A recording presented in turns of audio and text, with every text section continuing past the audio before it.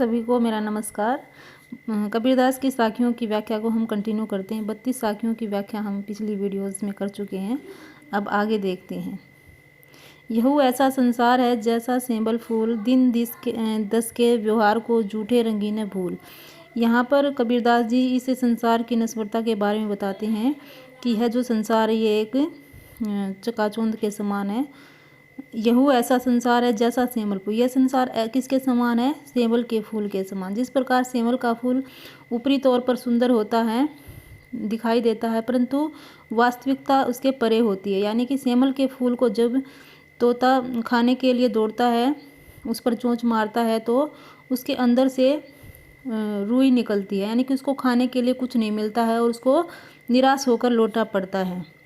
इसी प्रकार से दिन 10 के व्यवहार को झूठे रंगीन भूल। उसी प्रकार से तुम इस संसार के ये जो 10 दिन का तुम्हारा व्यवहार है इस संसार में, उसके झूठे आकर्षण में झूठे रंगीन भूल, यानी कि उसके झूठे आकर्षण में फंस करके तुम उस परमात्मा को मत भूलो। क्योंकि यह संसार की जो चकाचौंध है किसके समान है? सेमल के फूल के समान है। जिस प्रकार से सेमल के फूल ने तोते को आकर्षित तो किया, परंतु उसको मिला कुछ भी नहीं, हासिल कुछ नहीं हुआ, उसी प्रकार से यह 10 दिन का व्यवहार हमारा संसार में हमें इसकी तरफ आकर्षित तो करता रहता है, परंतु हमें हासिल कुछ नहीं होता है।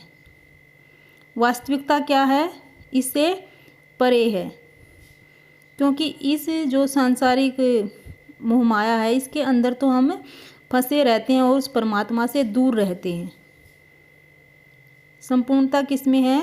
उस परमात्मा में। और जब हम इस सांसारिक मोहमाया से दूर होकर उस परमात्मा से मिल जाएंगे तभी हमें संपूर्णता प्राप्त होगी। भक्ति कबीर हरि की भक्ति बिन धिकी जीवन संसार। यहाँ पर कबीरदास जी हरि की भक्ति पर बल देते हुए कहते हैं कि कबीर हरि की भक्ति बिन, कि उस हरि की, उस परमात्मा की भक्ति के बिन यह जीवन कैसा है? जीवन संसार, यह पूरा संसार धिक्कार है। इस पे धिक्की जीवन संसार, इस संसार में जीने पर धिक्कार है। धुआं केरा धोल हर जात न लागे बार। कबीरदास जी कहते हैं कि जिस प्रकार धुएं का गुब्बार थोड़ी देर में ख़त्म हो जाता है, यानी कि अदृश्य हो जाता है, हमें दिखाई नहीं देता, इधर उधर फैल जाता है। धोल हर जात न लागे बार, यानी कि जो धुएं का गुब्बार है उसको इधर उधर होने में ज़्यादा समय नहीं लगता है।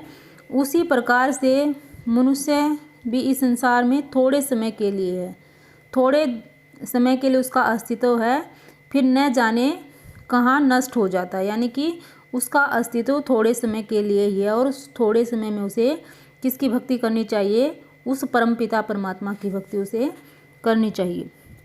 नेक्स्ट, कुल खोया कुल उबरे। कुल खोया यानी कि कुल को खो करके कुल उबरे, यानी कि कुल को उबारा जा सकता है। कुल यहाँ पर परिवार से संबंधित है।